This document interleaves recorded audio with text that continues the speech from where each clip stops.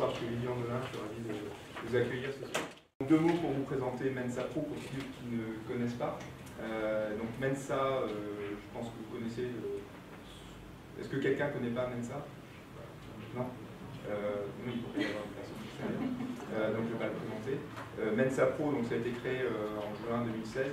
L'objectif, c'est d'accompagner des personnes membres de Mensa essentiellement, avec aussi des notions d'ouverture à l'extérieur, vers l'intégration dans le monde du travail, l'épanouissement une fois qu'on y est, et puis 3, l'évolution pour progressivement s'épanouir de plus en plus. Les principes qui font des actions que nous menons sont l'ouverture, d'où le fait que je pose la question s'il y a des personnes qui sont extérieures à Mensa ce soir, parce que ça fait partie des principes. Le fait d'être positif et pragmatique, donc mener des actions pragmatiques. Alors les actions qui sont menées, il y a 3 types d'actions par Mensa Pro.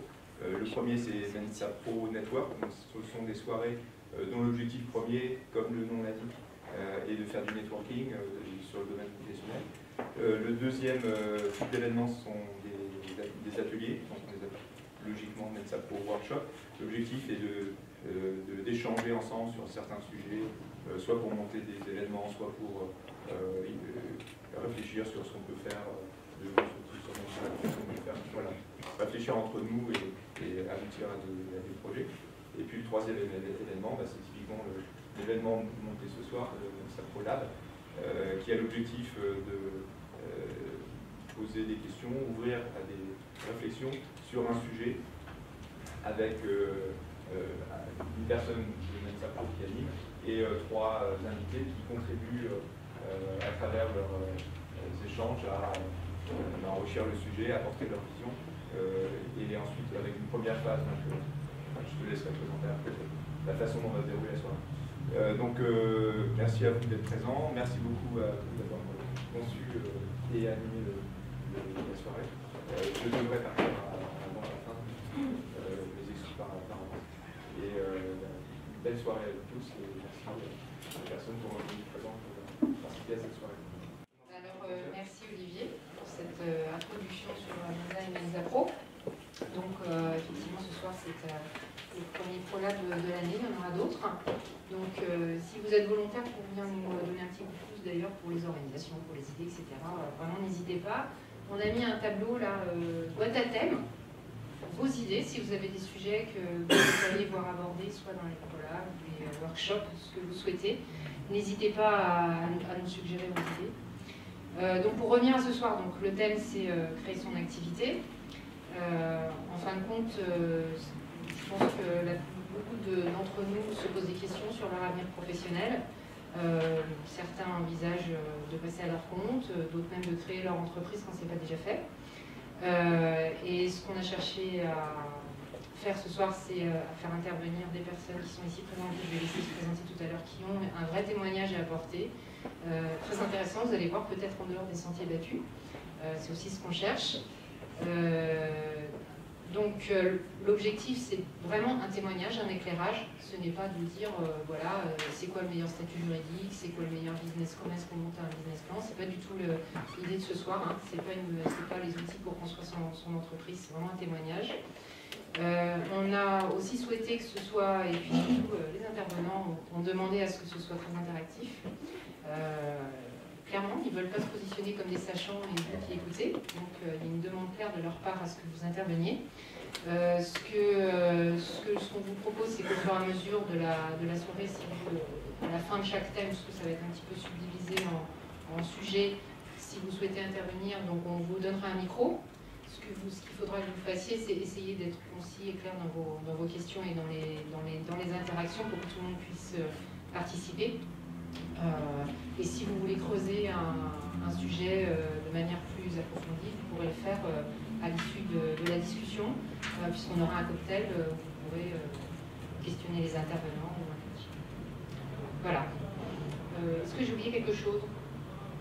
Non? On peut y aller? Alors je vais donner le micro.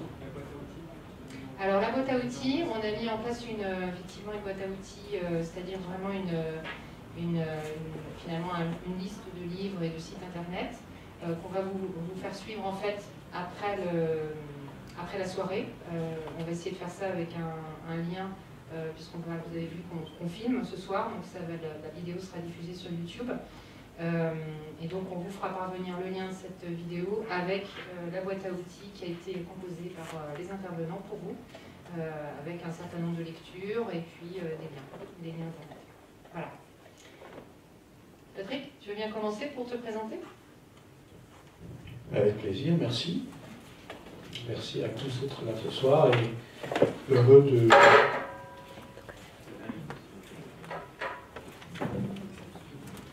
Bon, ben, j'ai 2 micros maintenant. Ça rend pas le propos 2 fois plus intéressant.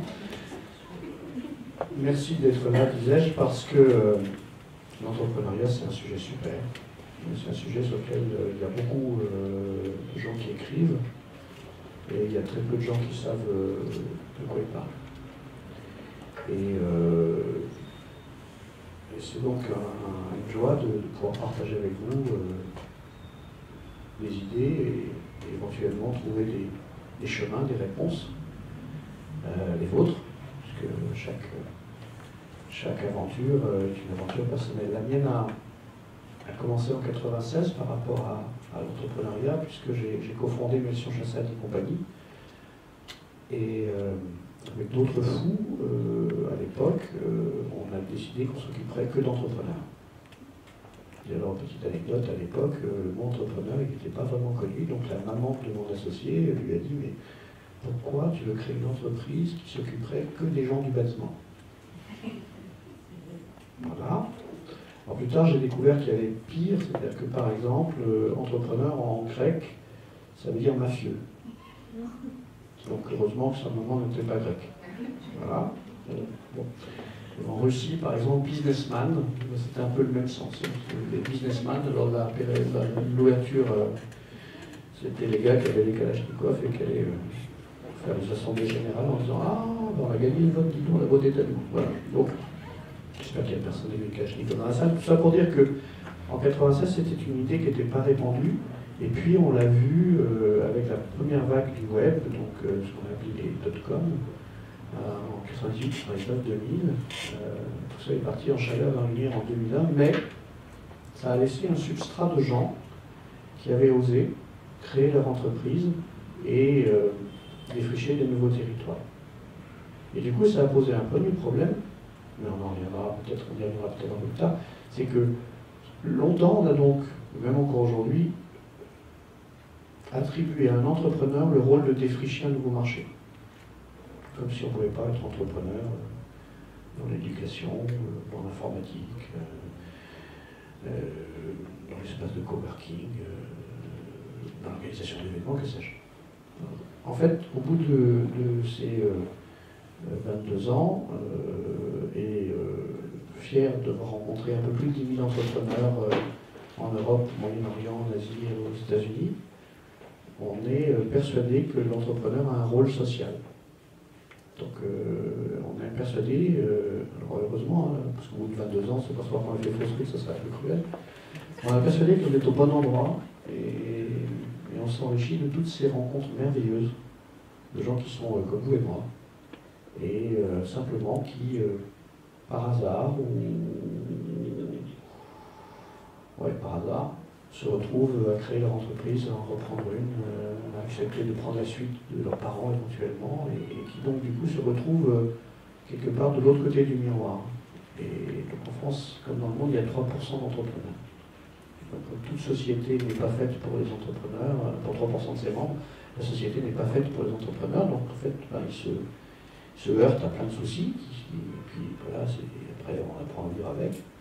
Mais disons que si ce soir on peut partager quelques bonnes pratiques, on peut essayer d'adoucir le chemin et puis surtout de vous dire que si jamais vous en avez envie, c'est probablement la meilleure chose que vous puissiez faire de votre vie.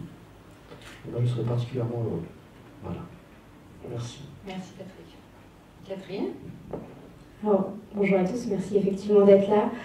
Moi je suis entrepreneuse depuis 2 ans, donc c'est assez court et je pense que je vais venir vous dire que je suis presque entrepreneuse malgré moi. C'est-à-dire que j'ai tendance à penser que je ne suis pas faite pour l'entrepreneuriat. J'ai plein de zones d'incompétence sur donner un business plan. Je serais foutument capable de le faire en l'occurrence, donc je ne suis pas là pour ça. Mais peut-être si j'avais un message à vous faire passer aujourd'hui, ça serait d'expliquer en quoi l'entrepreneuriat c'est un chemin et que c'est super chouette. On ne sait pas vers où ça va aboutir, et à partir du moment où on commence à lâcher prise là-dessus, c'est juste extraordinaire. Donc ça sera le message pour moi. Catherine, est-ce que tu peux réexpliquer un petit peu ce que je fais effectivement. Alors il y a 2 ans et demi, j'en avais marre de voir l'actualité anxiogène envahir mon smartphone. Quand vous regardez, quand vous regardez votre smartphone au quotidien, on vous envoie des faits divers. J'en avais juste marre. Et je me disais que tous mes potes aussi en avaient marre et qu'il fallait faire quelque chose. Du coup, j'ai pensé que les choses changeaient par l'exemple. Autour de moi, j'avais plein de gens qui faisaient des choses extraordinaires et que j'avais envie de les mettre en avant. Donc évidemment, j'avais étudié la physique-chimie pour faire ça, donc c'était très logique. Donc j'ai lancé un média qui, en 2 ans maintenant, fédère 400 000 personnes. On a des publications qui sont vues plus d'1 million de fois sur une idée de base juste de pur bon sens. Et voilà, l'entrepreneuriat, ça a été ça. Après, je me suis intéressée à la thématique du bonheur, de l'optimisme. J'ai écrit un livre qui s'appelle Oser l'optimisme l'an passé. J'ai fondé un club pour travailler la thématique du bonheur en entreprise. Et donc voilà, donc ça fait 2 ans que je suis entrepreneuse. Merci Catherine. Maëlle. Bonsoir, je suis Maëlle Laviderande. Et le matin, je me lève parce que j'ai envie de bâtir. C'est ça qui me fait me lever le matin. Et avec mes associés, on a fondé Apana Group en 2014. Et notre objectif, c'était de créer un modèle de prestation intellectuelle qui soit différent de ce que j'avais pu moi-même vivre en tant que consultant en organe. J'ai fait le parcours classique, junior, senior, manager, directeur de mission, etc. etc. Et à l'heure actuelle, donc on pourrait considérer qu'on est une constellation d'indépendants qui partageons, de consultants indépendants, qui partageons des valeurs, des pratiques, qui ont envie de s'apporter des affaires entre eux. C'est là que je rejoins Patrick sur l'aspect social de l'entrepreneur. C'est que nous, au sein de notre réseau, qui fonctionne par cooptation, on est contents. S'ils ne sont pas contents, comment faire en sorte qu'ils soient un peu contents? Alors pourquoi? Parce qu'il y a des contraintes externes, des choses en interne. Et à partir de là, on les aide à définir des cibles possibles. Donc est-ce que je vais là? Est-ce que je vais là? Ou est-ce que je vais là? On compare ces cibles par rapport à différents critères. Et donc le client choisit. Donc, on va dire qu'il est en A et puis il veut aller en B. Et donc à partir de là, on travaille avec lui sur comment est-ce qu'il pourrait faire pour aller de A à B. Et ça se décline sous forme d'un portefeuille de projet. Des fois on reste pour l'aider à piloter, si ça s'est bien passé en amont. Et pour nous, en fait, c'est aller de cet état A à cet état B, c'est ce qu'on appelle développer une entreprise, transformer une entreprise. Et ce portefeuille d'action, ce portefeuille de projet, se décline pour nous sur 3 dimensions. Donc les humains, le côté humain, on va gérer le changement, on va accompagner les individus, les équipes, parce que changer, même si rien n'est plus immuable que le changement, c'est toujours un petit peu douloureux pour nous autres les humains. Encore plus pour les Mensa, parce que la plupart, je ne peux pas faire de généralité, mais la plupart que j'ai rencontrés, moi le premier, aime bien les choses réglées comme du papier à mûrir. Donc l'aspect humain, l'aspect opération. Donc dans l'opération, on met les processus et les projets. Les processus, c'est les activités courantes, récurrentes, qui sont faites au jour le jour pour livrer ce que la boîte sait livrer en termes de produits et de services. Et les projets. Donc opération, processus et projet. Donc projet, c'est ce qu'il y a dans le portefeuille. Et enfin, les technologies qui sont en moyen. Donc comment est-ce que je fais pour accélérer ce développement en utilisant des technologies. Donc, ça peut être de l'informatique, ça peut être de la robotique, ça peut être plein de choses. Voilà. C'est plus clair comme ça? Ok. Donc c'est de la prestation intellectuelle entre indépendants. Il y a une forme de cooptation entre indépendants dans le réseau d'Apana. Tout à fait, tu es bien placé pour le savoir, Michel est là. Et nous, chez Melson Chassel et compagnie, on fait de l'accompagnement d'entrepreneurs. On n'est ni coach, ni consultant, ni mentor. On appelle ça conseiller de confiance. Alors, Donc, on peut voir que tous les trois, vous avez chacun une expérience d'accompagnement ou personnel de basculement du salariat vers l'entrepreneuriat. De votre expérience personnelle ou des personnes que vous avez pu accompagner ou suivre dans votre environnement, qu'est-ce qui fait, pour quelles raisons est-ce qu'on quitte le salariat et on se décide à aller finalement vers l'entrepreneuriat? Quelles sont les raisons qui se cachent derrière? En étant court et concis, bien entendu. Bon, il y a clairement plusieurs raisons, parce qu'il y a autant de... Il y a beaucoup de situations différentes souvent des gens. Il y en a une dont on parle pas souvent, c'est le fait que quand on est salarié, il y a un truc qui s'appelle le lien de subordination. C'est même un élément constitutif du contrat de travail, vous diront les juristes. Et à un moment, ça devient insupportable. Il peut y avoir plusieurs raisons à ça, hein, mais une des raisons, c'est souvent que les organisations sont peuplées de gens malheureux. Et que quand on est malheureux, en général, c'est difficile d'exporter de l'amour autour de soi. Et que donc, s'il arrive que votre chef ou le chef de votre chef ne soit pas bien dans ses baskets, en fait, il vous fait vivre en enfer. Et c'est sa manière à lui de se sentir mieux. Encore une fois, ce n'est pas le seul, ni même la principale raison pour laquelle on peut décider à l'entrepreneuriat, mais c'en est une aussi valable que l'autre. Donc ça signifie que c'est plutôt une première raison qui est assez exogène finalement. C'est pas quelque chose qui est plutôt intime. C'est une très bonne question. Voilà. On va dire que c'est intime probablement, mais que pour passer par-dessus sa peur, il faut soit des circonstances extraordinaires, soit que quelqu'un vous oblige, vous mette un peu dans un corner et vous oblige à le faire. Mais il y a d'autres cas, hein. Il y a d'autres cas où on est entrepreneur, on se sent bien, on se lance, la vie, etc. Vous pouvez aujourd'hui croiser plein de jeunes gens, il y en a plein des écoles de... Catherine est plutôt dans ce sens-là d'ailleurs. Vous me poserez la question. Oui, mais c'est vrai que c'est... Mais juste pour terminer, oui, je fais assez court, il y a plein de gens dans les écoles de commerce et les écoles d'ingénieurs en ce moment qui ne rêvent plus que d'une seule chose, c'est d'être entrepreneur. Donc ça va être un problème parce que dans quelques temps, on n'aura plus d'ingénieurs et on n'aura plus de gens pour diriger les business units des entreprises autour de nous. Mais pour l'instant, je crois que surtout qu'il y a une espèce de rêve de liberté, qui est une aussi bonne raison que toutes les autres pour se lancer. Je vais juste expliquer l'autre parce qu'elle est moins souvent mentionnée. Voilà. Et on pourra revenir sur le sujet. Alors, moi j'ai que un cas à donner, qui est le mien, donc de fait.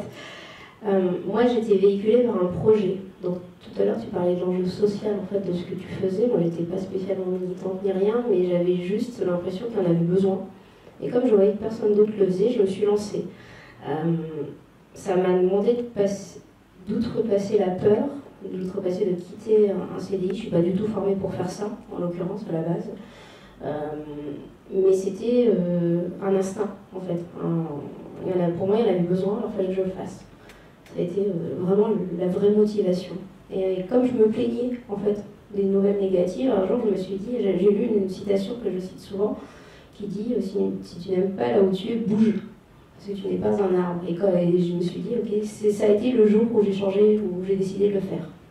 Ça tient à rien, et c'est ce jour-là où l'envie a surpassé la peur. Et je pense que c'est ça qui anime plus qu'une soif de liberté, parce que j'avais la chance dans mon ancien job d'être libre. J'avais un boss qui me laissait faire ce que je voulais, qui me laissait monter des projets, qui me permettait de voyager presque là où j'en avais envie. Donc cette liberté, je l'avais déjà. Donc c'est peut-être pour ça en fait que je ne l'ai pas cherché en l'occurrence, parce que je l'avais. C'est peut-être pour ça que le seul projet animait la vocation. Mais ça a été une vocation avec une envie de toute façon en premier lieu. Oui, et aujourd'hui même, je ne me sens pas entrepreneuse. Je me sens portant un projet, et je le dis toujours, hein, enfin, j'ai un projet. Pour moi, je suis toujours en projet, en fait, même au bout de 2 ans. Et toi, Maëlle, de ton point de vue, quelles sont les raisons pour quitter le salariat? Je vais vous parler de ce que je connais, la prestation intellectuelle. Donc dans mon cas, la première chose, c'était il y a plusieurs choses, mais la première, je pense, qui m'a poussé, c'est un peu mon besoin de reconnaissance. Et donc j'avais envie de créer quelque chose de différent pour passer à la postérité. Ça, c'est le premier point. Et finalement... Ah non, c'est pas ça. Non, c'est pas ça, je m'en rappelle. Ça, c'est après des années de travail avec mes différents thérapeutes. Mais je m'en suis aperçu. Mais finalement, mon premier driver, c'était gagner plus de pognon. Ouais, soyons clairs, hein. Soyons très clairs, une entreprise, ça s'appelle une entreprise, sinon c'est fait pour gagner du pognon, hein. C'est fait pour entrer des affaires en entrée et sortir de l'argent en sortie. Sinon, ça s'appelle une ONG ou une association à but non lucratif ou quelque chose comme ça. Donc oui, très clairement, je voulais augmenter mon niveau de vie. Et puis, finalement, en construisant l'instrument, l'outil qui était censé me permettre d'augmenter mon niveau de vie, j'ai adoré ça. Et je me suis rendu compte que ce qui me plaisait vraiment, c'était de bâtir, finalement. C'était de faire sortir quelque chose du sol qui n'existait pas encore. C'est là que je reboucle avec le besoin de reconnaissance. Mais au-delà de ça, donc là, je vous ai parlé de mon cas. Et maintenant, par rapport à d'autres consultants qui veulent se lancer en tant que freelance, il y a plusieurs raisons. La première, c'est de se dire que dans les écosystèmes de prestations où, en général, il y a des associés qui viennent chez les clients avec le cigare facturé dans un comité de pilotage de temps en temps, il y a les directeurs de mission, c'est très hiérarchique. Et finalement, du haut en bas de la chaîne, il y a quand même pas mal de déperdition énergétique. Mais finalement, ça solde par le fait que entre quelqu'un qui finalement, même s'il n'a pas trop eu de business, mais va rapporter X, il va se retrouver avec sa feuille de salaire en bas avec X divisé par facilement un facteur 10. Donc ils disent oui, il y a un peu de... La valeur n'est pas équitablement répartie, c'est le premier point. L'autre point, c'est de se dire, finalement, je suis quelque part obligé de prendre les missions qu'on me donne en tant que salarié, parce que sinon on fait comprendre que je vais devoir sortir dans pas très longtemps. Et puis, par exemple, il y en a, ça va leur poser problème de bosser dans la banque, parce qu'ils trouvent que la banque d'investissement, ça crée un peu d'entropie dans le système économique mondial, des choses comme ça. Et ça ne correspond pas forcément à leurs envies. Il y en a d'autres qui ont envie de, pas forcément de gagner plus, mais qui ont envie de gagner autant, mais du coup, mécaniquement, de réduire leur temps de travail pour se consacrer à d'autres choses, faire du yoga, classer des timbres, jouer au foot, voyager. Mais finalement, ouais, c'est ça. Je crois que c'est les principales finalités que j'ai identifiées. Et ça, on n'est pas encore sur le comment, on est plutôt sur le pourquoi. Ok. Je fais tourner le micro. Oui, je pense que... Alors, je ne sais pas si vous voulez rajouter quelque chose autour de ça. Ouais. Moi, c'était mon angoisse. J'avais l'angoisse inverse, en fait. Parce que moi, comme j'avais un bon job, finalement, j'ai divisé mon salaire au démarrage. Et du coup, il y avait vraiment cette notion, socialement parlant, c'était facile de le définir. Je faisais du business dev, c'est ce qu'elle avait marqué sur la fiche de poste à la fin. Je vivais entre Paris et New York et socialement parlant, c'était cool. Il y avait la reconnaissance à ce moment-là. Donc, moi, j'ai eu exactement la crainte inverse en me disant tout d'un coup, je vais devenir une entrepreneuse. On va pas trop comprendre ce que je fais parce que quand je parlais d'optimisme il y a 2 ans, c'était pas. Là, on parle de bonheur en entreprise. Il y a 2 ans, on m'a dit que j'étais tarée de faire ça. Donc, on comprenait pas du tout le lien. Donc, au contraire, moi, c'est exactement l'effet inverse où j'ai perdu socialement parlant, qui j'étais. Et je me suis lancée dans l'inconnu, parce que je n'étais pas du tout du monde de l'entrepreneuriat. J'avais peu de potes qui étaient dans ce domaine-là, parce que ils avaient fait des carrières classiques, ils étaient en train de monter les échelons. Mais finalement, avec 2 ans de recul, par rapport à cette crainte de perte alors, je pense que je suis tombée sur une thématique qui a pris de l'ampleur. Donc, de fait, ça a pris de l'ampleur. La reconnaissance, je ne l'ai pas cherchée. Ceci étant dit, comme j'ai tout d'un coup osé me bouger et m'exciter en disant « Ah, il y a un truc à faire, c'est important », et comme il y a plein de gens qui se sont mis à me suivre, tout d'un coup, ça fait caisse de résonance et je me suis alignée avec tout un tas de gens qui pensaient comme moi. Donc finalement, il y a une remise en question de quels étaient, moi, mes indicateurs sociaux. Est-ce que c'était le poids de la société ou est-ce que je préférais finalement être avec des gens qui allaient dans la même direction que moi? Oui, ça va un petit peu remise en cause des repères initiaux. Exactement. On peut peut-être reprendre le micro s'il y a des personnes qui veulent intervenir ou poser des questions. Pas de questions? Si, merci.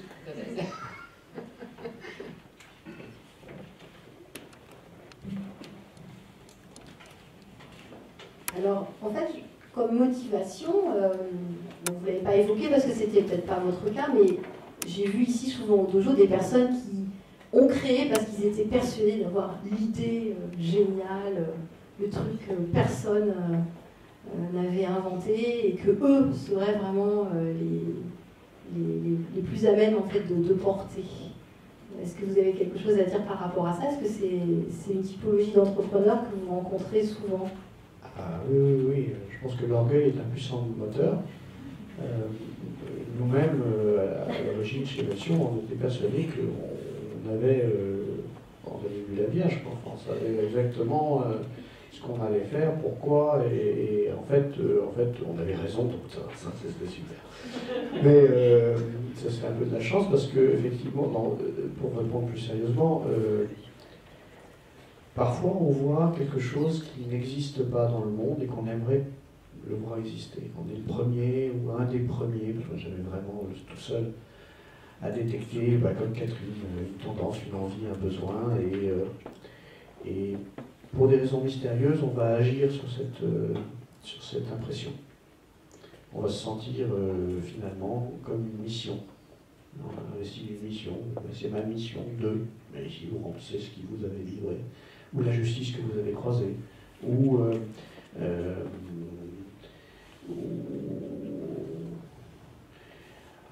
l'orgueil qui vous pousse à penser que vous pouvez faire mieux que les gens avec qui vous avez travaillé jusqu'à maintenant, que les gens qui vous ont enseigné ce que vous savez ou ce que vous croyez savoir.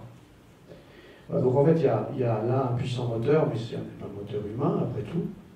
Non, si l'un d'entre vous veut monter une cressonnière dans l'Essonne, je rappelle que maintenant le cresson est rentré au patrimoine mondial de l'humanité, la grande fierté des Essonniens et des Essonniennes, pourquoi pas? Pourquoi pas inventer une nouvelle méthode de faire pousser des cressons? Si c'est ça, quelque part, qui vous anime, il y a certainement, c'est un vieux métier, certainement quelque chose à faire. Plus tard, on apprend à questionner l'origine de ça. Mais j'allais dire, c'est du développement personnel. Parce que sur le fond, la raison pour laquelle on a envie de créer son entreprise ou son job, de devenir entrepreneur ou auto-entrepreneur, elle vous est personnelle et elle est valable. C'est ça la vraie idée.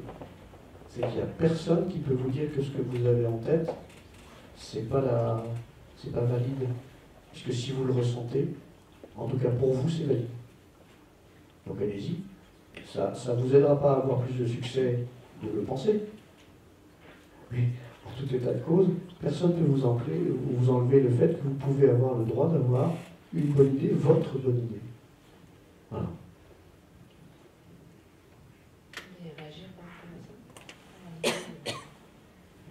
Alors, je ne me suis jamais posé la question. En l'occurrence, en fait, j'ai toujours eu l'impression que créer, c'était avancer. Et du coup, comme à un moment donné, j'arrivais plus à créer dans mon ancien métier, je travaillais dans le développement durable après. Comme j'arrivais plus à m'amuser, en fait, je suis sortie pour continuer à avancer et à m'amuser. Après, est-ce que j'ai cru que j'avais une idée révolutionnaire? Peut-être un peu. Est-ce que c'était un trip égotique? Je ne sais pas. Ceci étant dit, j'avais l'impression d'anticiper à une tendance, effectivement. Alors, est-ce que je me suis fait un self-ego? Je ne sais pas. L'important, c'est que ça marche très bien. Ça marchera le temps que ça devra marcher et ça sera expérimental tout au long. Parce que de toute façon, on rajoute des nouvelles briques. Alors, je ne sais pas, toi, peut-être que tu vas avoir les infos, mais combien de fois on pivote entre le moment où on se lance et tout d'un coup, on rajoute des briques en se disant mais attends, l'approche elle est systémique, du coup, il faut partir par ça, mais ça implique ceci, ça implique cela. Donc finalement, l'idée qu'on avait de départ, c'est un point de départ. Enfin. Donc, ouais, peut-être qu'on est animé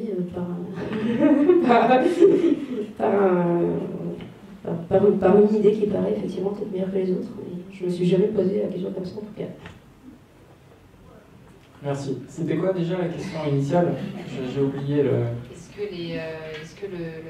Comme ici sur Dojo, on est dans un monde de création de start-up ici, on est dans un monde de start-up, est-ce que les créations, ce que témoignait Isabelle, c'est que finalement il y a beaucoup aussi de créateurs qui imaginent avoir la bonne idée, qu'elle ne soit ou pas, Et donc elle demandait des témoignages autour de ce phénomène-là. Peut-être que dans ta situation c'est un petit peu différent puisque c'est de l'accompagnement d'entreprise, donc il n'y a pas la bonne idée, plutôt un accompagnement qui sera peut-être spécifique à chaque fois. Ok, j'ai compris, merci. Effectivement, je vais encore parler de ce que je connais pas trop mal. Le monde de la prestation intellectuelle, c'est pas compliqué. On trouve des clients qui ont des sujets et on les aide à mener ces sujets à bien. Mais là où ça se rejoint, c'est qu'il y a cette notion d'idée qui pour moi est une impulsion, une étincelle. Alors avoir des idées, tant mieux. Hein, d'ailleurs, je pense qu'on est pas mal ici, on en avoir au moins plusieurs dizaines à la minute. Mais ça reste une impulsion. Finalement, c'est comment est-ce qu'on prend ces idées, cette matière première, on la passe dans quelque chose, et derrière, eh bien, il y a des actions concrètes, matérialisables, matérialisées. Ça peut être créer du lien entre des gens, ça peut être générer de l'argent, ça peut être plein de choses. Mais une idée toute seule, pour moi, tant qu'elle n'est pas matérialisée, tant qu'elle ne se concrétise pas, ben, ça reste une idée. Voilà. D'accord, merci beaucoup. Vous avez d'autres questions?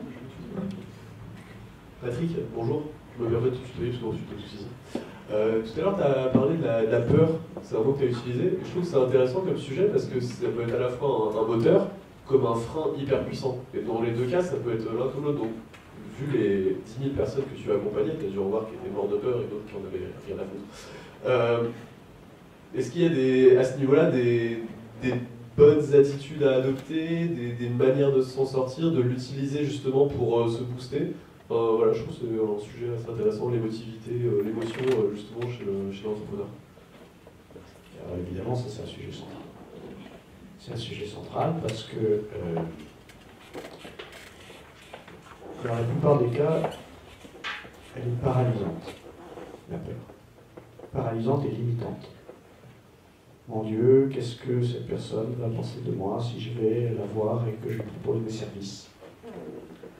Alors ça prend plusieurs noms, hein. Il y en a un qui est connu qui s'appelle le syndrome de l'imposteur et qui touche tout le monde, et y compris des gens qui ont beaucoup de succès et dont on n'imaginerait pas quand on les voit comme ça qu'ils ont eu ou ils ont le syndrome de l'imposteur. Pour ceux qui ne connaissent pas, qui ne connaît pas le syndrome de l'imposteur? Bon, d'accord. Personne, tout le monde connaît. Je vais expliquer pour la personne qui ne parle pas. C'est en fait le sentiment que tout le monde va découvrir tout d'un coup que vous êtes là par hasard et que le vigile va vous raccompagner à la porte parce que, bien entendu, au milieu de tous les autres qui sont si intelligents, si professionnels, qui réussissent si bien, ben, vous n'êtes pas, faites pas partie du groupe en fait. Et donc vous n'êtes pas invité à la fête. On va tuer cette idée tout de suite dans l'œuf, hein, ça n'existe pas, c'est dans la tête. Voilà, hein. C'est votre cerveau qui essaye de vous préserver, d'aller rencontrer des gens que vous ne connaissez pas, parce que c'est dangereux. Bah oui, c'est dangereux d'aller rencontrer des gens. Et on vous l'a dit on nous l'a tous dit depuis qu'on est tout petit. Hein. Tu ne parles pas aux gens que tu ne connais pas. Hein. Alors à la sortie de l'école, avec le monsieur avec les bonbons, il ne faut pas lui parler, ça c'est d'accord. Mais pour le reste, il y a fondamentalement une inquiétude qui est de dire qu'est-ce que cette personne va penser de moi. Et donc c'est paralysant, puisque, pour faire juste un peu d'histoire, moi je pense que ça vient de l'époque où on vivait en clan à l'orée des cavernes. Et où être exclu du groupe signifiait une mort certaine. Donc, être dans le groupe, c'était la sécurité. Et ça, je pense que c'est câblé en dur dans notre ADN. C'est-à-dire qu'en fait, ça fait partie des choses qu'on a, et pour lesquelles c'est des programmations largement inconscientes. Mais en fait, on peut le déprogrammer. Par exemple, ce soir, il n'y a que des gens sympas, donc on peut tous aller se dire bonjour, et on peut gagner plein de choses à échanger, à découvrir son voisin, sa voisine. Et pour l'entrepreneuriat, c'est exactement la même histoire. Sauf que c'est un peu plus dur parce qu'on va aller chercher quelqu'un qui va demander de l'argent. Alors là, on rajoute une deuxième peur. Hein, c'est la peur de, non pas est-ce qu'il va me refuser cet argent, parce que ça c'est un lien de le pouvoir. Si jamais il disait oui, et que je me retrouvais avec de l'argent, serais-je différent? Autrement dit, est-ce que l'argent va me changer? Ah, c'est intéressant parce qu'il y a plein de gens, pour le coup, qui s'auto-sabotent. C'est-à-dire, en fait, ils commencent leur truc et puis, alors, si on commence un succès qui commence, ben, tout d'un coup, ça part en flamme. Après, ça redémarre, puis ça part en flamme, etc. Donc, dit différemment, la peur, c'est une des grandes émotions humaines. Ça sert à rien, pour faire simple. Le cas où je vous permets d'avoir de la peur, à votre avis, si je peux me permettre quelque chose, c'est si jamais vous êtes dans la savane et vous voyez bouger des herbes hautes, et qu'on vous a expliqué qu'il y avait un tigre qui rôdait par là, d'accord? Parfait. Dans la rue tout à l'heure, s'il y a un gars qui s'approche et qui n'a pas l'air très très net, parfait. Là, c'est une réaction extrêmement utile. Dans le monde du travail, dans l'entrepreneuriat, dans les activités sociales humaines, ça ne sert à rien. Ça ne sert à rien.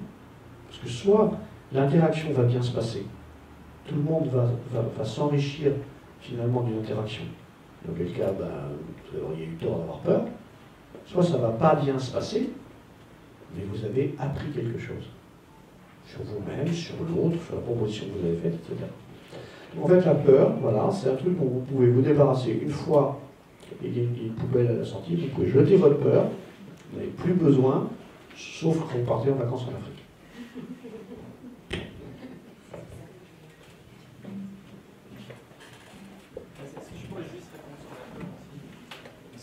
Merci Patrick, tu m'as inspiré une réponse que j'ai envie de vous partager là. Une peur, ça n'existe, selon moi, que quand on se projette dans le futur. C'est-à-dire que j'ai peur de ce qui pourrait arriver, j'ai peur de qu'est-ce qui se passerait si. C'est toujours conditionnel. Parce que finalement, ce qui s'est passé dans le passé, ça s'est passé, donc la limite est traumatisante certes, mais je ne sais pas si... bref. Mais du coup, pendant qu'on ressent cette émotion de peur, d'où est-ce qu'elle vient? Elle vient du futur, ça. Mais elle est peut-être liée à quelque chose qu'on est en train de vivre maintenant. Alors, est-ce qu'elle a une forme? Est-ce qu'elle a une couleur? À quoi est-ce qu'elle ressemble? Est-ce que c'est humanoïde? Est-ce que c'est animalesque? C'est ça. Et ça, c'est la première chose. C'est déjà peut-être puisqu'on parlait d'émotion, ça me fait penser à l'intelligence émotionnelle, du coup. Parce qu'à la MNSA, on parle beaucoup d'intelligence cognitive pour l'instant, mais assez peu d'intelligence émotionnelle, finalement.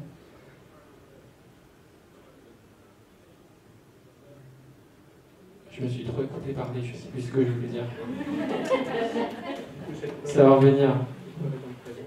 Cette peur, oui, merci beaucoup. Cette peur, elle est dans le présent, donc je peux l'accueillir, je peux essayer de me connecter à elle, de l'écouter, de voir qu'est-ce qu'elle a envie de me dire. Et ça va me remettre dans le présent et m'empêcher de me projeter dans le futur, parce que finalement, quand je me projette dans le futur, je passe mon temps à me balader dans un espèce d'arbre de décision où j'essaye de calculer tous les scénarios possibles. Et plus le processeur est gros et plus le nombre de calculs faisable, mais faire des calculs, ça coûte du temps. Pendant qu'on a peur et qu'on calcule, on n'agit pas. Voilà. Merci beaucoup. Et juste, moi j'ai fait sauter la notion de peur le jour où je me suis dit que je faisais une expérience. Il n'y avait plus de finalité. Et c'est-à-dire que quoi qu'il advienne, je raconterais une expérience en fait qui serait vécue et finalement tous les échecs seraient des hypothèses de scénario qui m'auraient permis de pivoter. Et du jour où je ne me suis pas mis la finalité, c'était expérimental. Donc de fait, c'était déjà réussir peut-être dans l'expérimentation. Ouais, en étant bien en concret. Et exactement, et d'être dans l'instant, comme tu le dis très justement aussi, la notion de l'instant présent. Je le vis aujourd'hui, puis on peut aussi se poser la question. Moi je suis une émotive de base, du coup je fais des montagnes russes assez régulièrement parlant, et c'est la même chose dans l'entrepreneuriat. C'est juste qu'au lieu de les faire sur un scénario dans l'entreprise, moi je le fais sur mon propre scénario. Voilà, merci.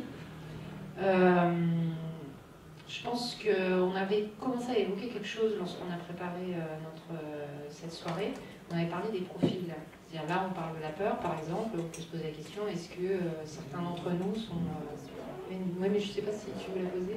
C'était pour illustrer vos propos. J'ai l'image. Attends, on va te donner un micro. Oui, en fait, c'était pour illustrer vos propos. Après, vous me direz, vous verrez si vous êtes, si ça correspond ou pas. Mais l'entrepreneur, puisque vous parliez de peur, il y avait cette image de l'entrepreneur qui sautait d'une falaise et qui en fait construisait l'avion sur le chemin de la descente. Et ça m'avait l'air assez approprié à ce que vous disiez. Tu voulais intervenir ? Ouais, c'est exactement ça en fait. Si j'avais réfléchi à est-ce que j'avais les outils pour construire des parachutes, je ne faisais rien du tout. C'est venu au fil de l'eau, d'attraper au vol. J'ai des accords avec Catherine. Ce qu'elle ressent, elle le ressent. Mais je voudrais juste tuer une autre idée. Une autre idée reçue. Ouais, une autre idée reçue. C'est l'idée que les entrepreneurs aiment le risque. D'accord ?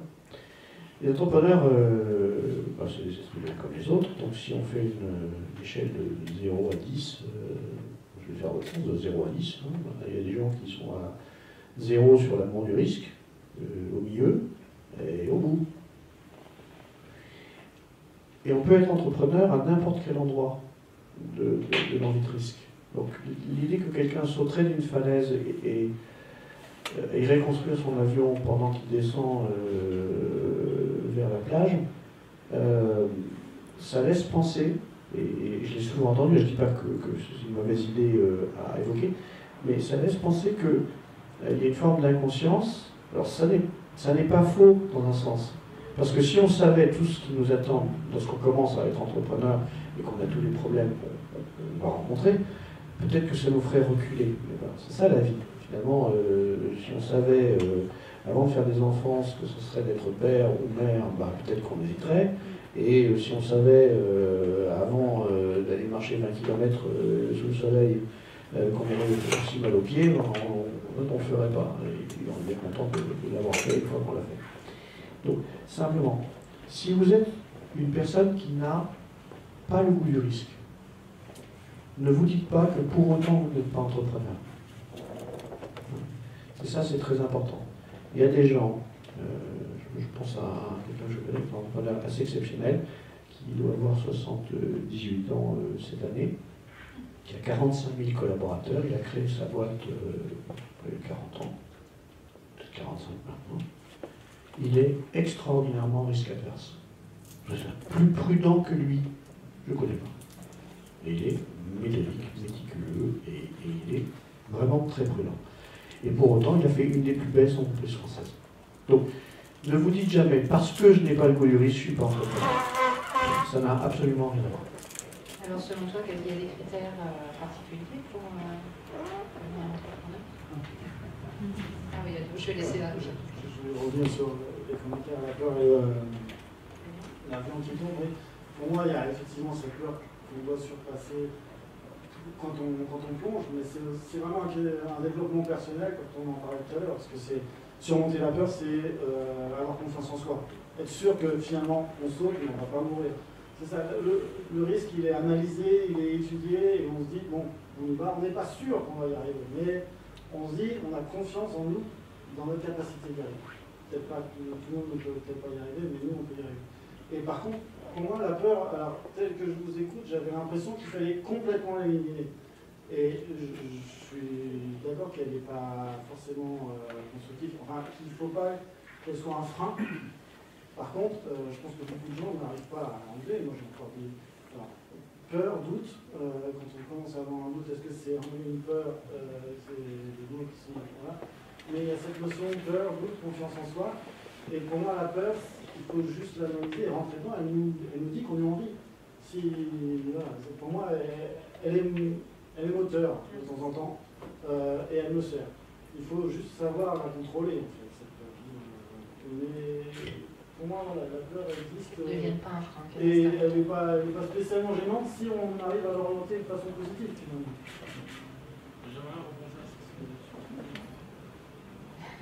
J'aimerais rebondir sur ce que tu viens de dire, alors aussi sur les risques, la peur, etc. En fait, je me disais qu'un risque, finalement, il n'existe que parce qu'on a envie de le gérer.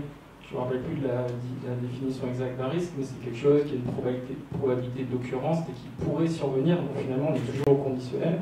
Et il existe parce que, moi dans mon cas, si je parle de risque, c'est parce qu'il y a une part de moi qui veut tout contrôler, qui veut tout bien structurer, etc. Et donc du coup, elle a envie d'avancer sereinement. Donc ça, c'est la première chose que je vous soumets. Ensuite, je vais vous poser une question. Vous avez déjà vu des enfants qui commencent à marcher, vous avez déjà vu ça? Donc, ça veut dire oui, ok. Ok. Et les enfants, est-ce qu'ils ont peur? Parfois. Oui. Alors, c'est un truc. Enfin, je peux rendre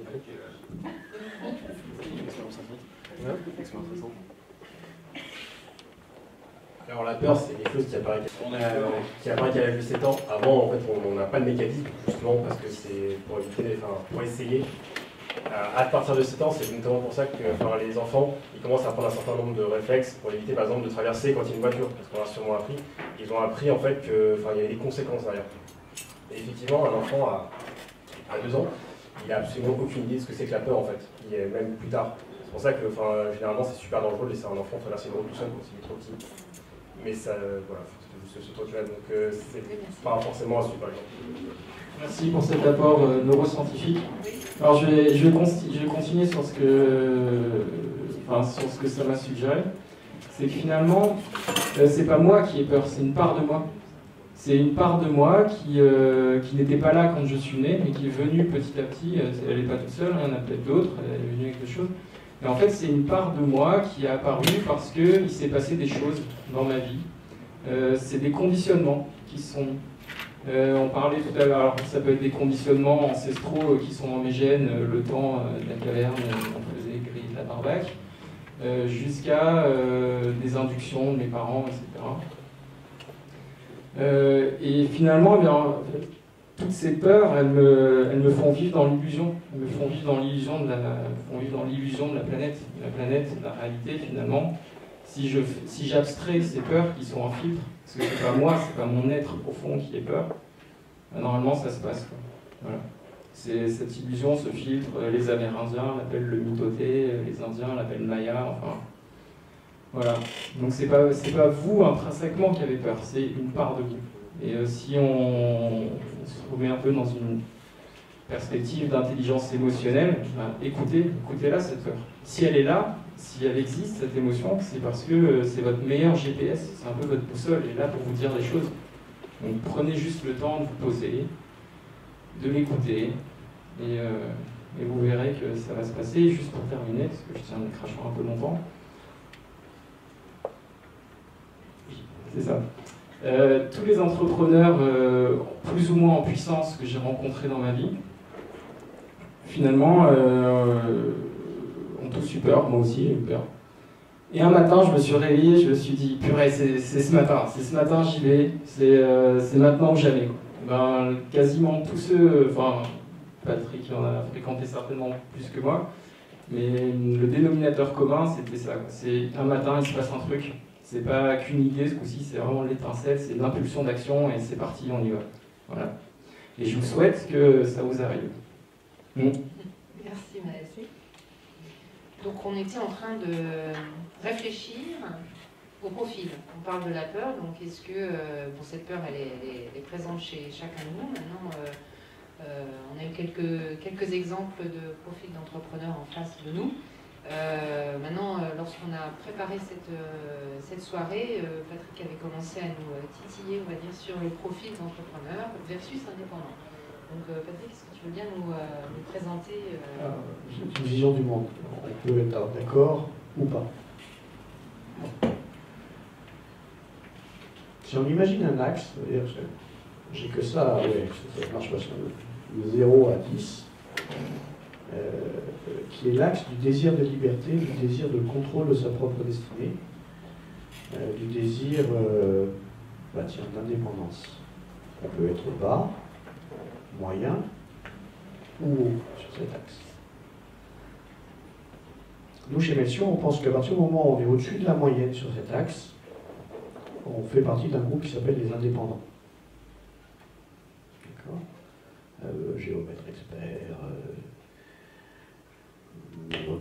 avocat, conseil, infirmière libérale, tous commerçants, tous les gens qui finalement ont préféré vivre une vie un peu plus compliquée en échange d'un peu plus de liberté.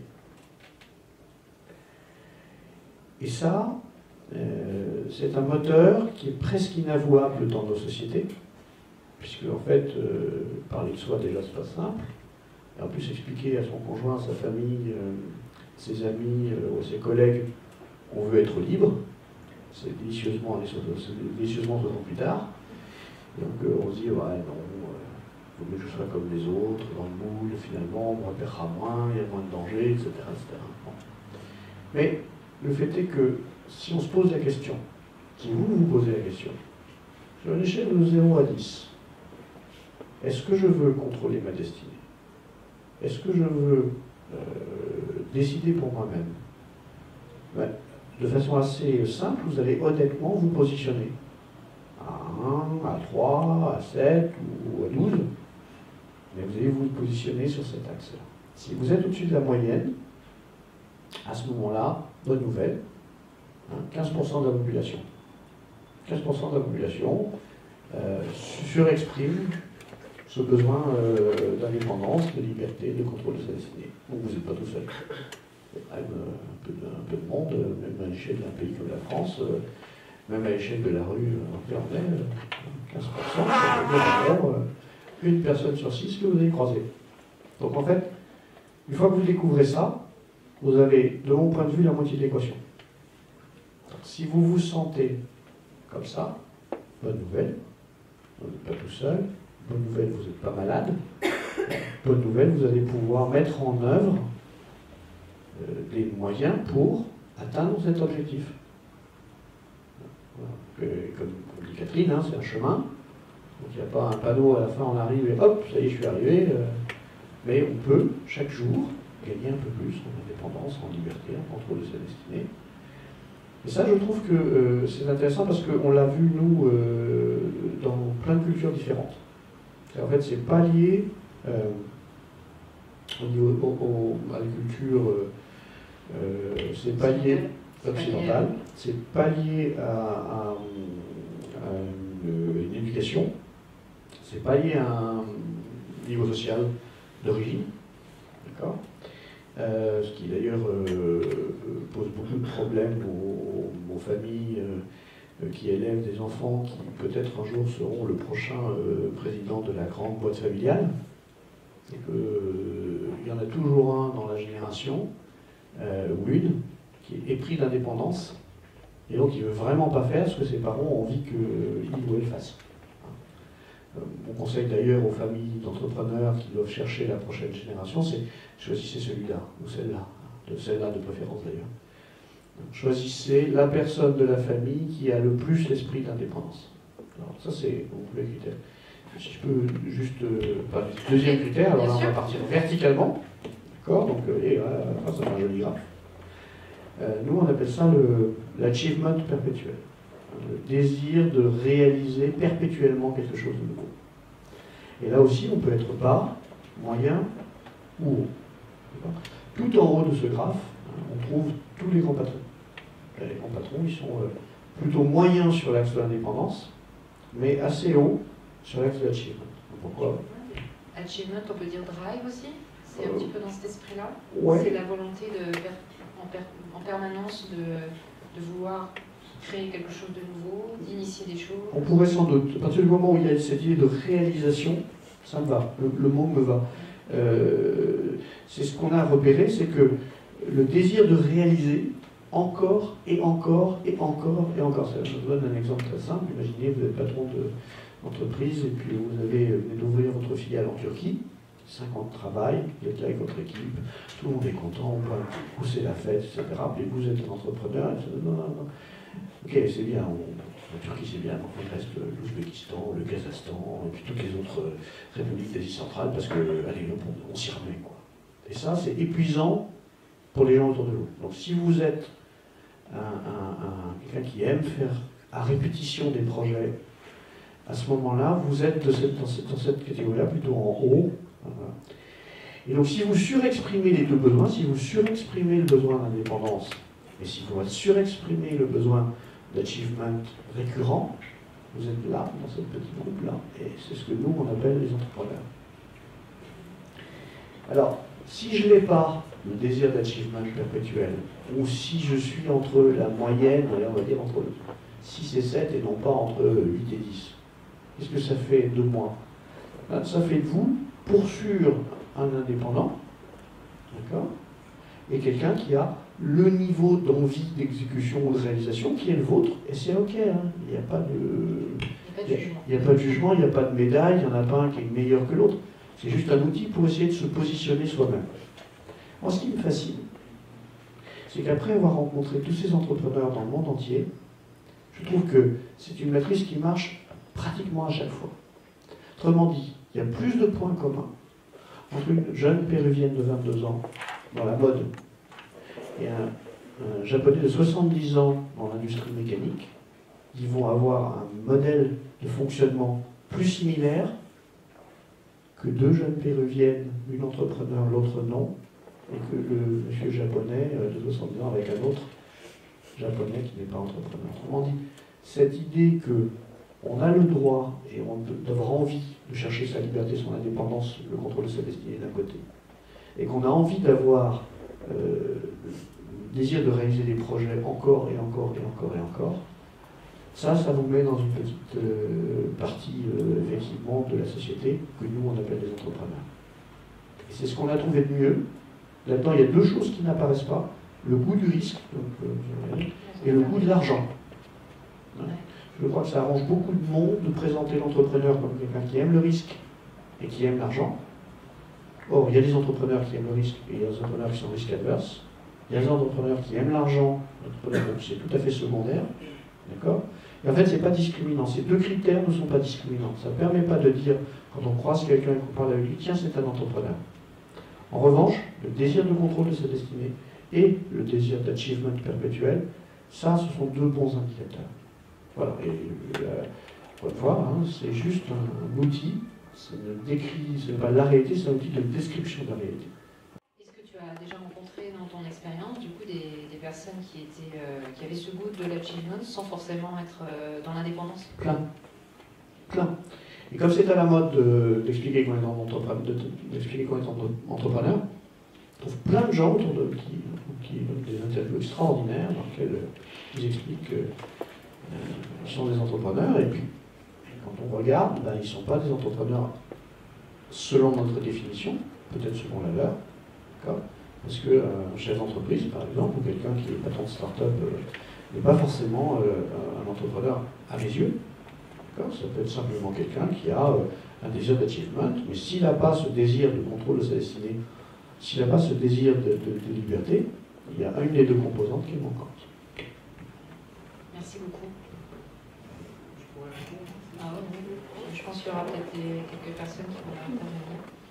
Ce que j'ai pu observer dans ma courte vie d'entrepreneur, mais même avant d'être entrepreneur, je fréquentais des entrepreneurs. C'était une forte envie de s'enrichir soi-même et d'enrichir autrui. Enfin, enrichir pas que au sens financier, mais au sens j'apporte et en même temps je donne, je reçois et on progresse ensemble. Donc je m'enrichis et j'enrichis. Et ça, finalement, c'est la conséquence de trois piliers. Le premier, je dirais que c'est l'intégrité. Je suis intègre si je fais ce que je dis et que ce que je dis ne porte pas de jugement sur autrui ou sur moi-même. Parce que bon, autrui, c'est aussi moi-même, c'est un peu autrui, on va pas rentrer dans la métaphysique. Mais... Donc, intégrité. J'enrichis et je m'enrichis si je suis authentique. Je suis authentique si je projette à l'extérieur de moi mon moi, justement. C'est-à-dire que j'arrive à identifier ces parties de moi qui m'envoient des messages certes, mais qui finalement sont un écran entre l'univers et ma lumière intérieure. Donc j'enrichis et je m'enrichis si je suis intègre et authentique. Et enfin, j'enrichis et je m'enrichis si je suis responsable. Responsable, ça veut dire que j'apporte des réponses, au sens étymologique, mais ça veut aussi dire que je prends conscience que tout ce qui m'arrive finalement, c'est dans un très fort pourcentage des cas, moi qui l'ai initié. J'en suis la cause. Et à partir du moment où je suis responsable, finalement, les écrans de peur commencent à se disloquer. Et donc, si je suis intègre, authentique et responsable, j'enrichis et je m'enrichis. Et c'est un complément de ce que... Un des piliers pour l'entrepreneuriat et la réponse. D'accord, merci beaucoup.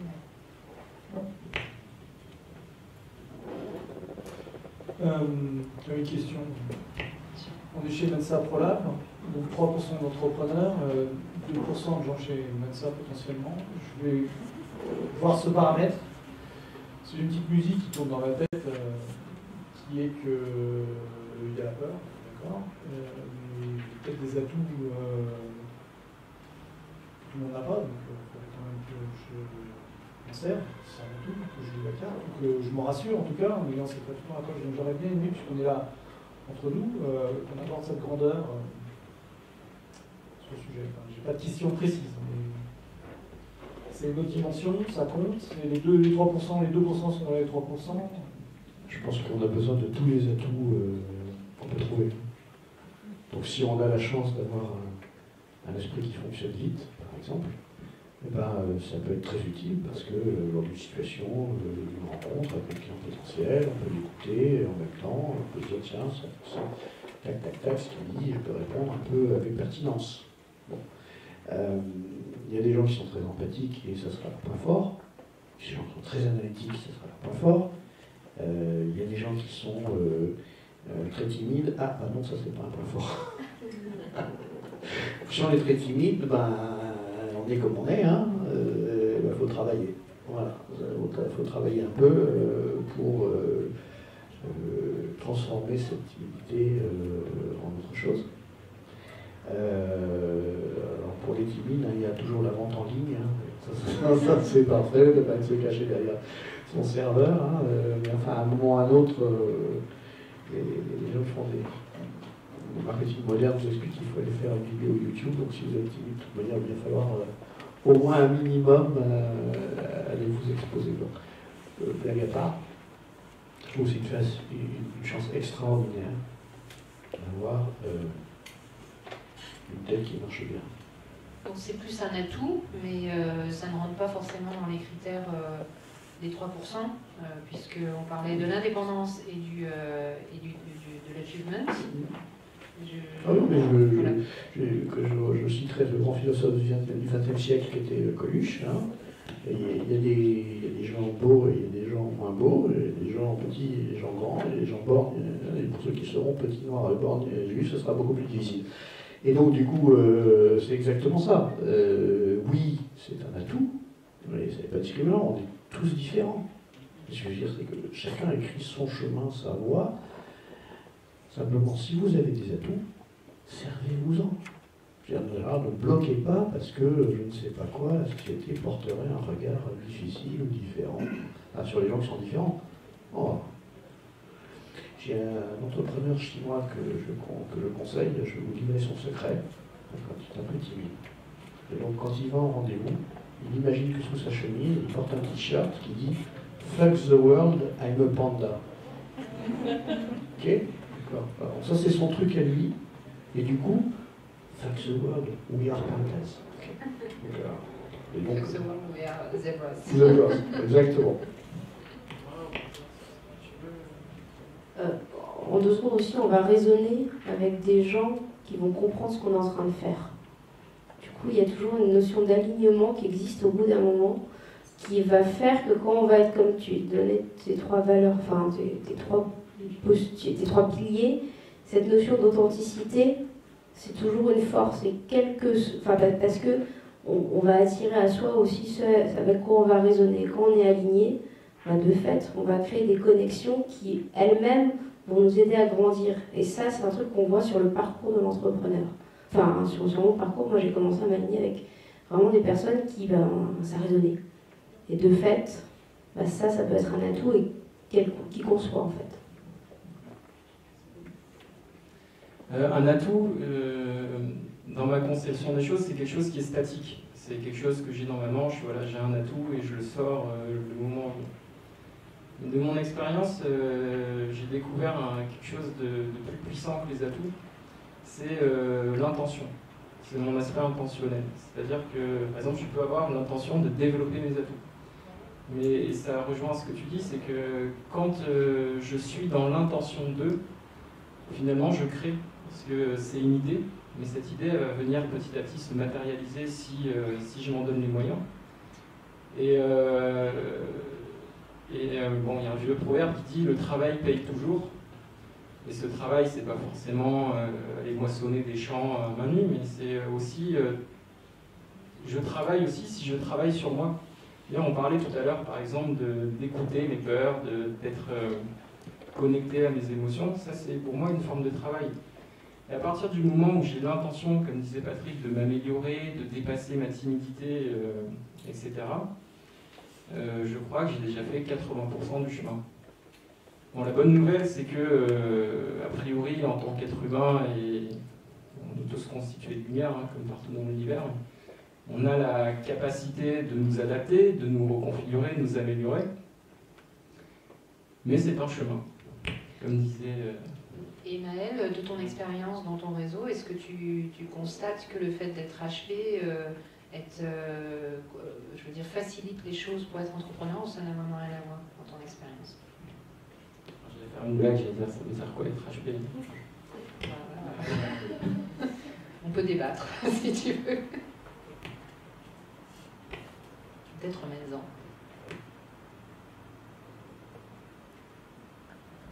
Je vais faire une réponse de consultant.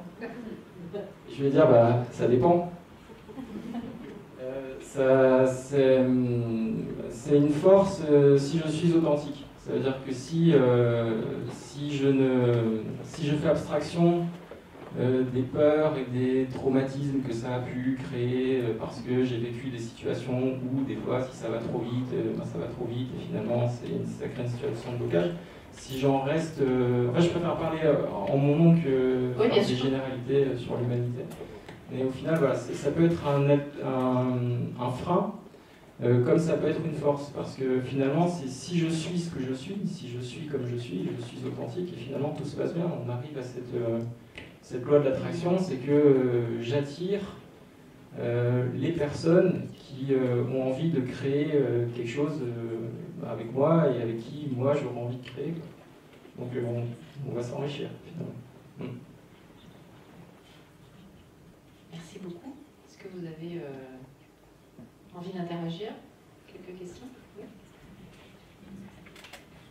Authentique, parce que parfois on peut attirer des personnes avec des mauvaises intentions. Ça peut être une peur aussi. Alors on rejoint peut-être ce que vous disiez au début.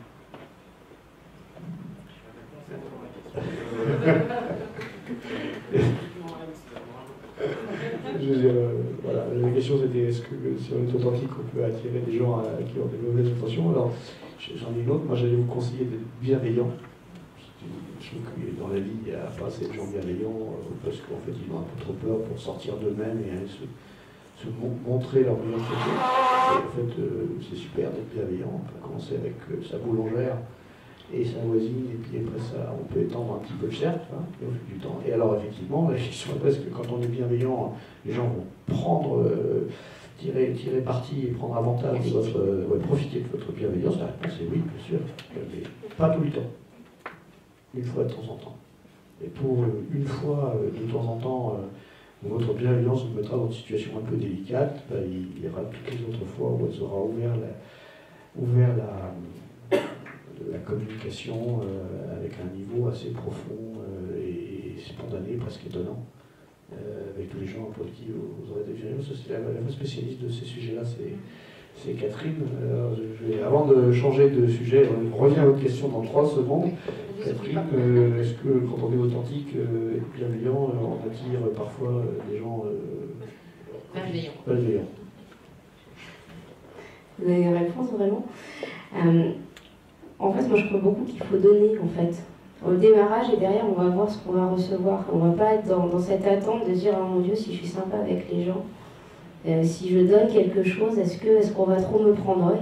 Enfin, il y a toujours, je pense que c'est l'humanité qui est comme ça. Ceci étant dit, quand on donne et quand on fait quelque chose et qu'on s'aligne, moi je crois beaucoup, c'est toi qui vois beaucoup d'attraction, mais j'y crois profondément, c'est-à-dire que tout d'un coup, on attire à soi ce qui est bon pour soi, au bout d'un moment, et du coup, on va le panacher, on va faire un filtre, et c'est ça qu'on va regarder, c'est ça dont on va se souvenir au bout d'un moment, et se dire, bah ouais, il y a un risque, mais il faut pas, on revient sur ce risque, et oui, il est là, mais... Voilà, faut l'accepter, et de base, c'est dans tout, hein. Mais donner, vraiment, on reçoit, mais on sent. Dans l'entrepreneuriat aussi, comme dans tout. Je peux me permettre juste dans mon passé, j'ai eu l'occasion de discuter avec, de lire des choses de certains sociologues qui disaient qu'effectivement, il y a eu des études de fait, et quand on donne quelque chose, de toute façon, la personne se sent redevable, et dans 100% des cas, ils redonnent plus que ce qu'ils ont reçu. Donc il y a eu des études de sociologie qui ont été faites qui vont effectivement dans ce sens. Excusez-moi, c'est pas ma question, mais je dis c'est plutôt en anthropologie, c'est le don et le contre-don, mais en fait c'est égal, mais c'est pas forcément quantifiable, si on attend un retour possible, c'est pas forcément dans le sens de quelque chose qui sera forcément nul. D'accord. Merci de la précision.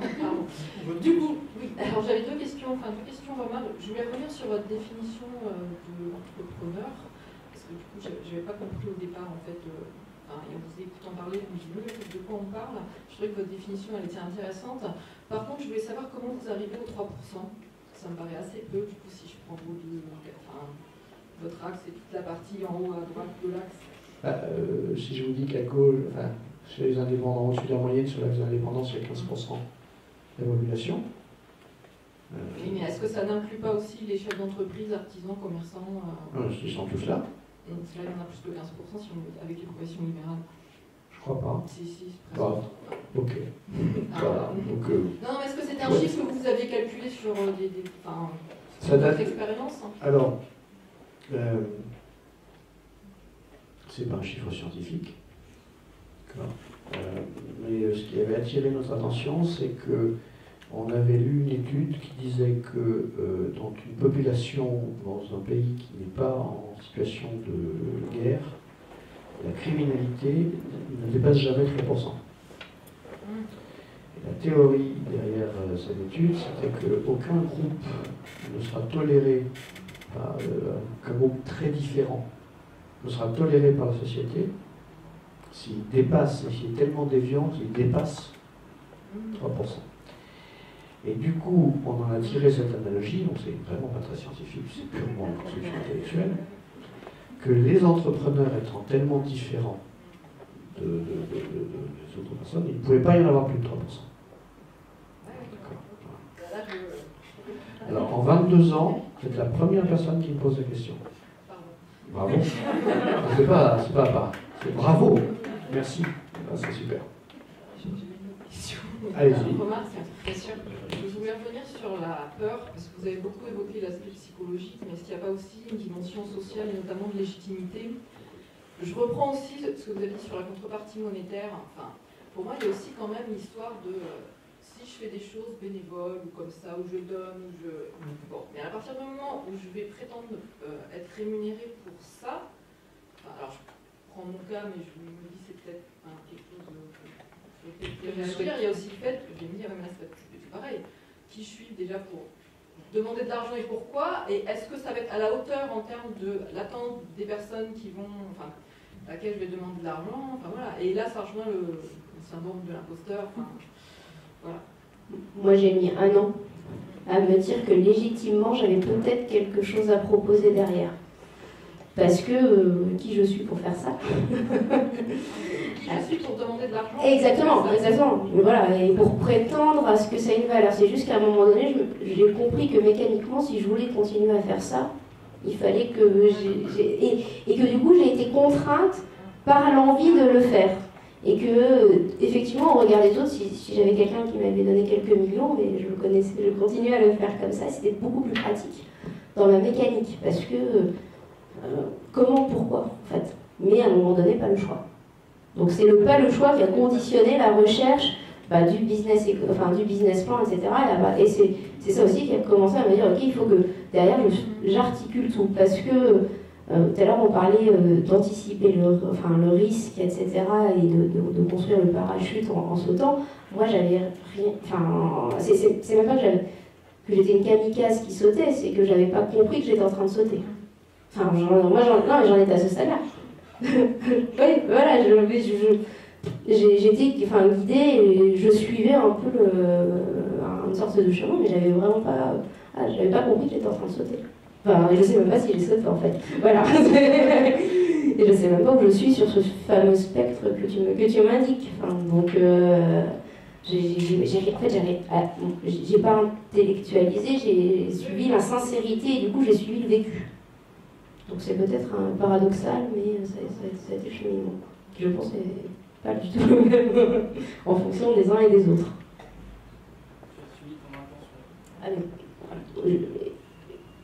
Oui, c'est exactement ça. J'ai suivi une intention, peut-être à un moment très naïf en l'occurrence, en plus.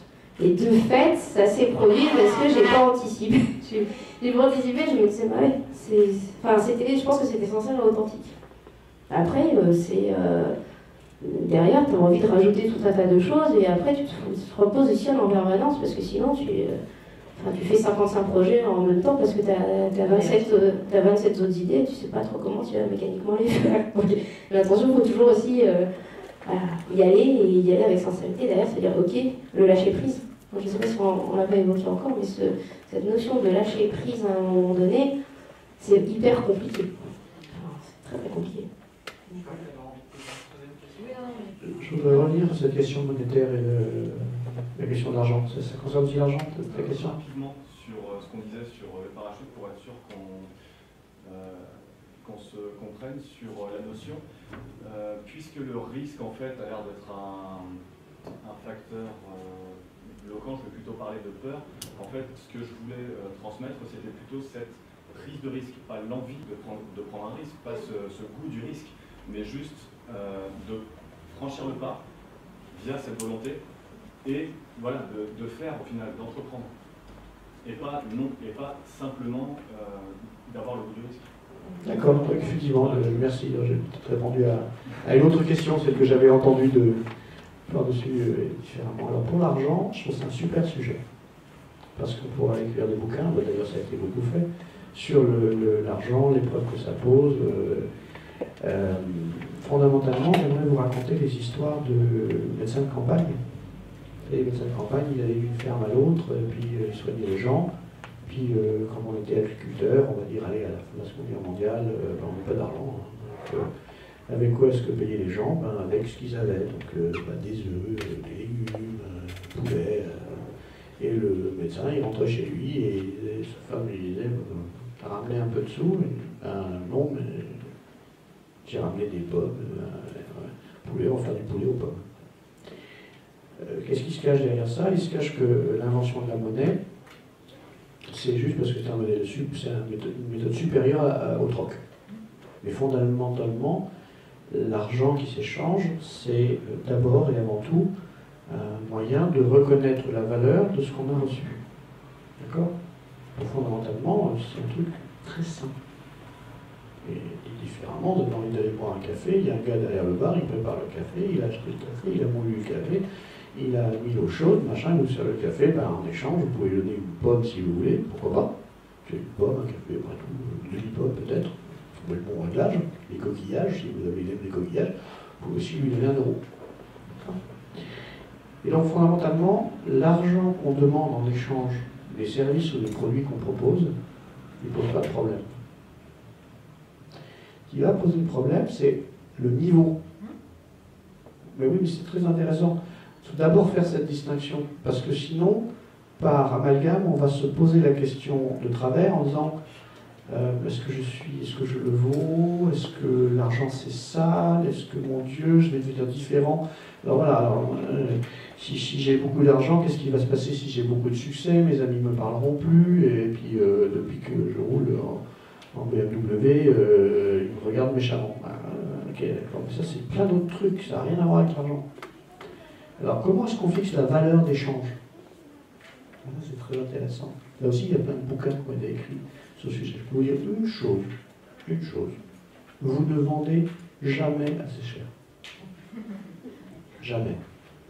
D'accord? Vous ne vendez jamais assez cher. Pourquoi?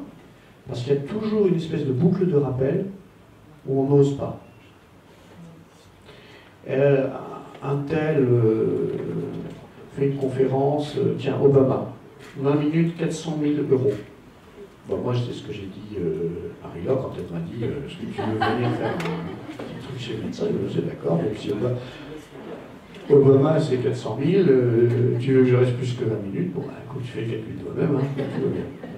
Pourquoi est-ce que quand c'est Barack Obama c'est 400 000 et quand c'est nous, c'est quelques cacahuètes à la fin? Vous voyez? Mais là, on rejoint l'histoire de la légitimité aussi.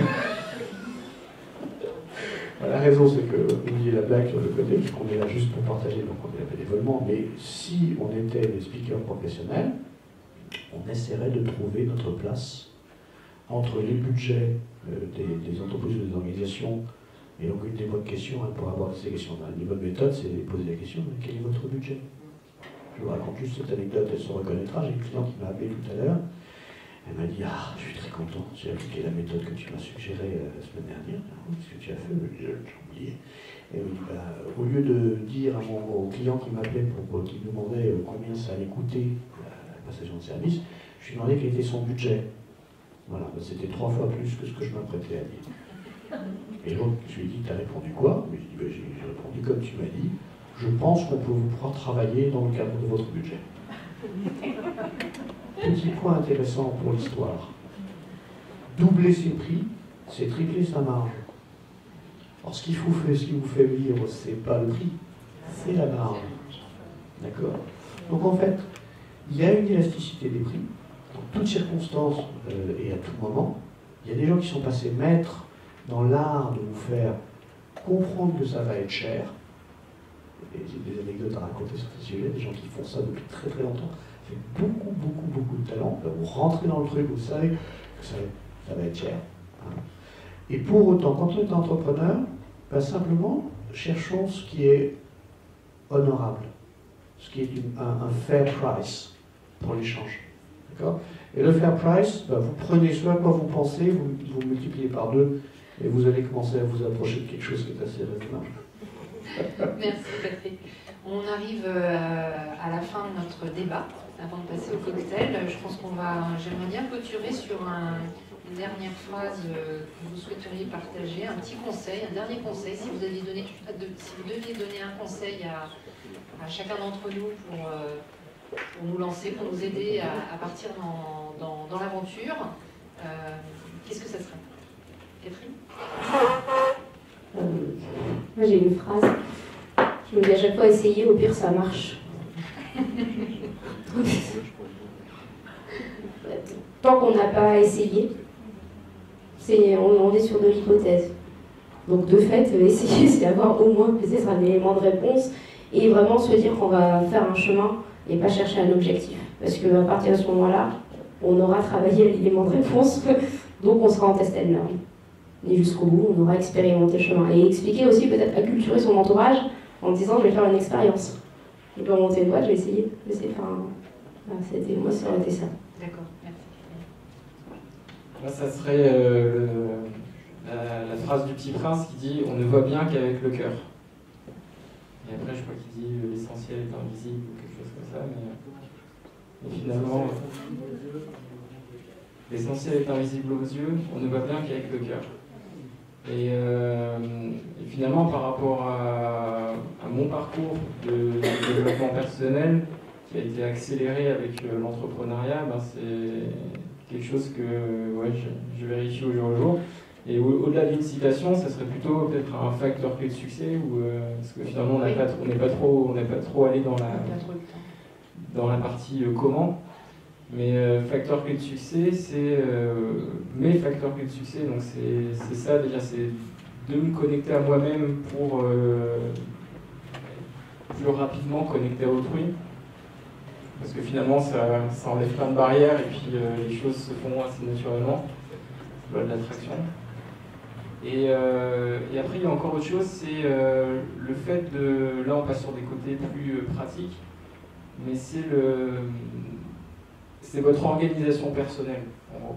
C'est finalement comment on fonctionne dans notre univers à présent. A priori, on est plutôt à ressources infinies, donc le temps, c'est une ressource finie. J'ai projeté mon fantasme, à ressources infinies. Mais finalement, on a un temps qui est fini. Et si je veux être créateur de valeur pour moi-même et pour mon prochain, je cherche les foyers de gaspille de mon temps qui pourraient me servir à produire de la valeur. Donc c'est un peu abstrait, mais très concrètement, c'est si vous voulez vous donner les moyens, ce que je vous invite à faire, c'est à bien gérer vos informations personnelles, ce que j'appelle votre patrimoine informationnel. Bien, donc c'est vos photos, vos documents, etc. Bien gérer votre patrimoine organisationnel, donc là-dedans je mets les mails, votre agenda, votre liste de choses à faire, et last but not least, votre patrimoine relationnel qui peut se matérialiser sous forme de carnet d'adresse ou autre chose. Mais voilà, en tant qu'entrepreneur, je m'attache à apporter un soin particulier à ça parce que finalement, je me suis aperçu que ce qui me faisait perdre le plus de temps, c'était de chercher de l'information que j'avais quelque part et que je n'avais pas pris le temps de... Voilà. Merci Maël. J'aurais dû finir par la phrase du petit prince, donc c'est l'essentiel est invisible, on ne voit bien qu'avec le cœur. Merci beaucoup. Moi, je n'ai pas un conseil, j'en ai... Parce qu'en fait, j'en ai un qui va faire 1000... Ah non, ça fait pas mal. Le premier, c'est de dire c'est un chemin, la vie c'est un chemin. Donc à partir du moment où on met un pas devant, on continue et puis on apprend, comme Catherine le disait. C'est pas la peine d'avoir peur, c'est pas la peine de se faire des fantasmes sur le truc. On essaye, on met un pas devant, ça marche pas, on continue. Ça marche, c'est pas pour ça qu'on est un génie ou qu'on est devenu le plus grand entrepreneur de la planète. Le succès est souvent plus défini par des éléments exogènes que des éléments endogènes. On est plus souvent dans le succès ou dans l'échec par des choses extérieures, externes à vous-même. Donc en fait, il ne faut pas en tirer crédit quand ça marche, mais il ne faut pas non plus battre sa coupe quand ça ne marche pas. Il faut juste recommencer. D'accord ? Donc c'est ça la chose. C'est un chemin, on met un pas dans l'autre, et vous allez voir, de toute manière, vous apprendrez plein de trucs. La deuxième chose, c'est que, mine de rien,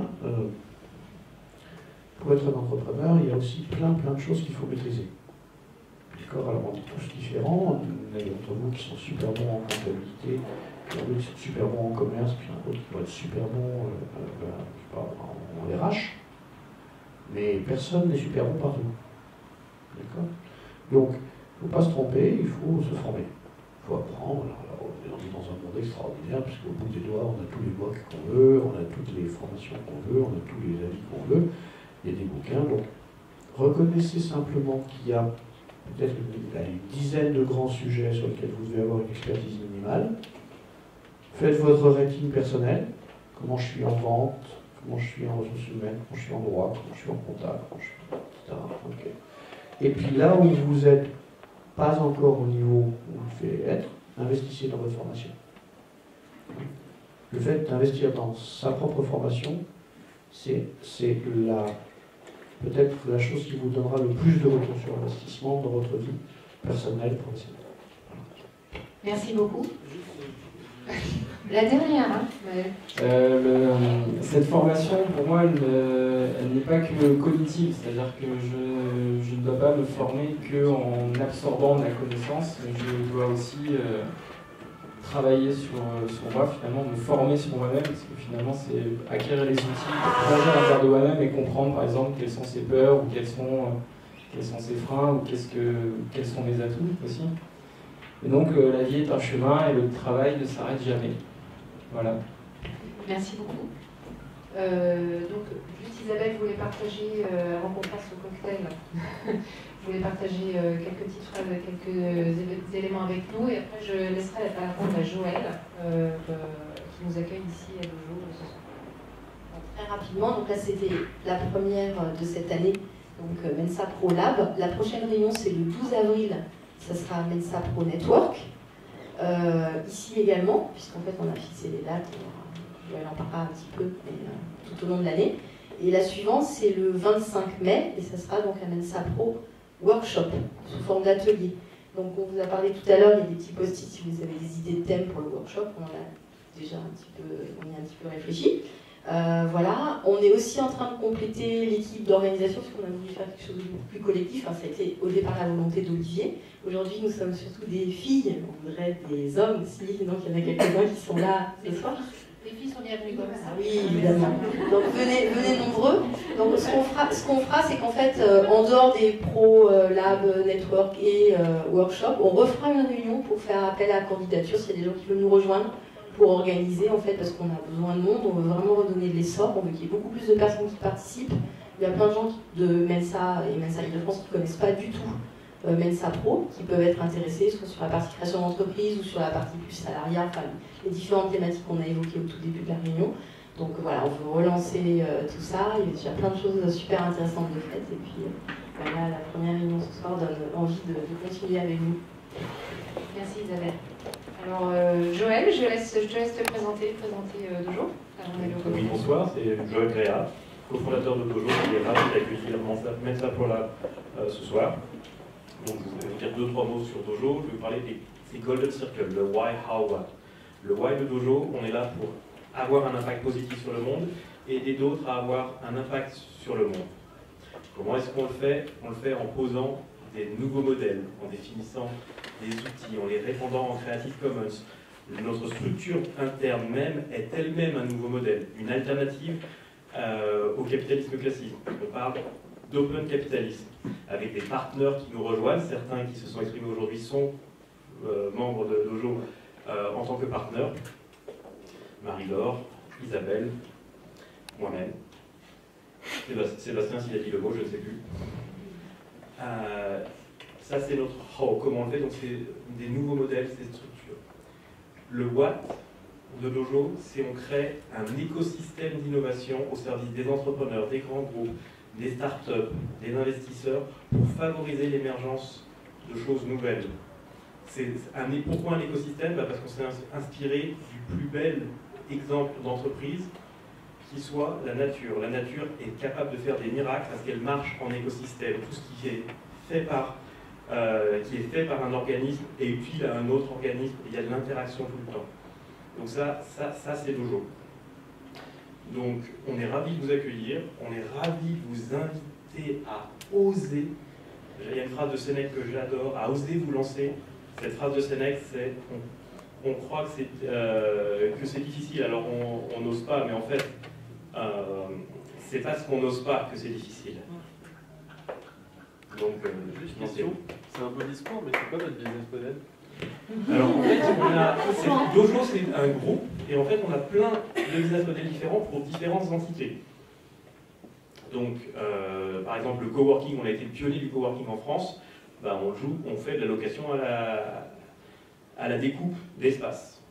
Mais on a d'autres activités, par exemple du conseil grand groupe, accélérateur startup pour mon départ, etc., etc. Donc, de très nombreux business models qui s'enchevêtrent les uns les autres.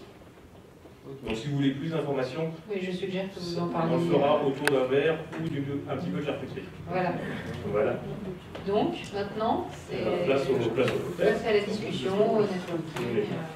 Merci beaucoup d'être.